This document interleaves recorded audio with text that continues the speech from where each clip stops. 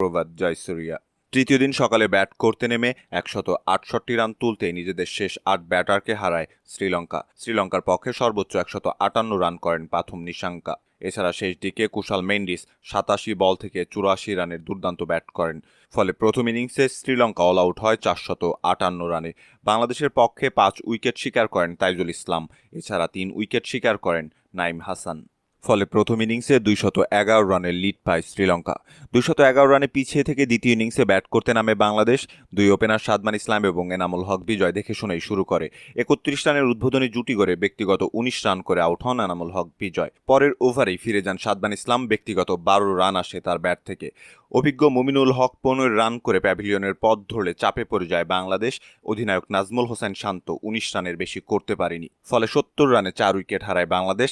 এরপর জুটি গড়েন মুশফিকুর রহিম এবং লিটন কুমার দাস।